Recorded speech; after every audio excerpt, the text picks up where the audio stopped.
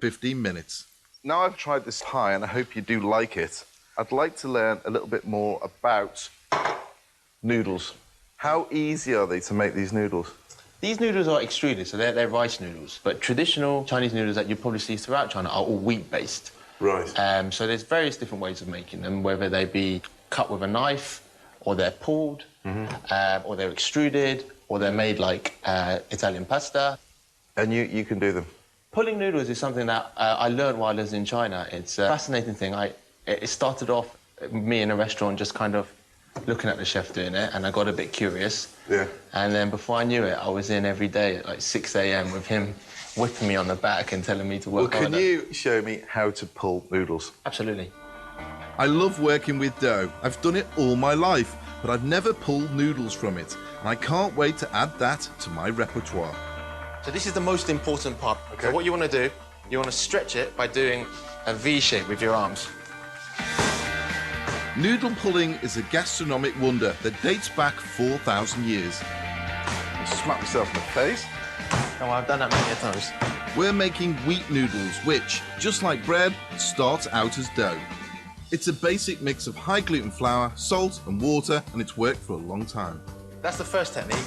Yeah. The second technique you want to get is you want to get a bouncing technique going.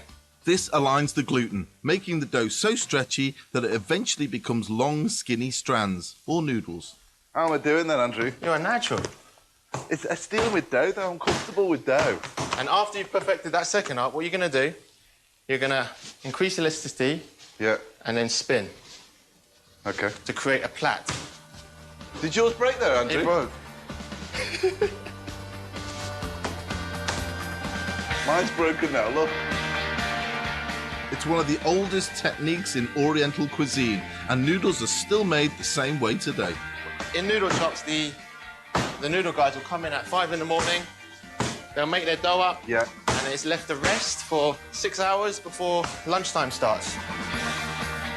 So with this process, it's about touch, so you'll feel it when it becomes really elastic. You'll just know.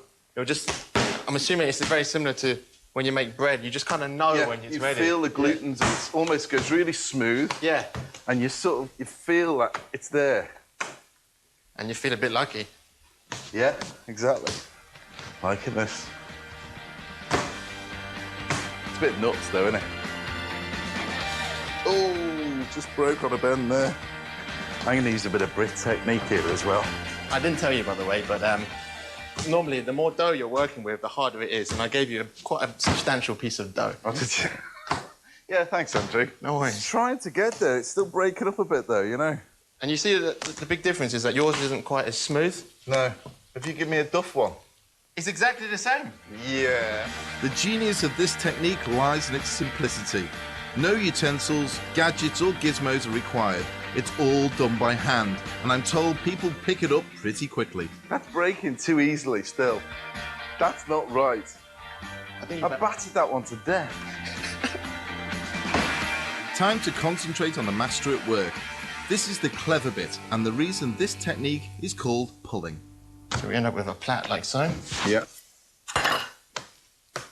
Is that the same dough? Because I'm looking at that again. That's a different dough. You didn't put the man hours in, that's a problem. So you've got this dough now, and pull. So that's one noodle becoming two. Yeah. Two becoming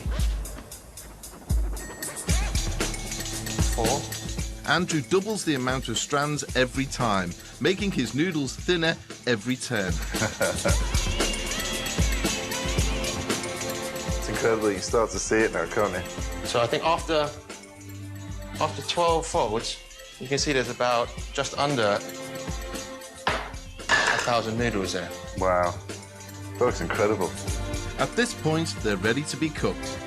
You can either blanch them, but what I like to do, when they get very thin, I just like to deep fry them. They're going to go straight into a fryer? Straight into a fryer.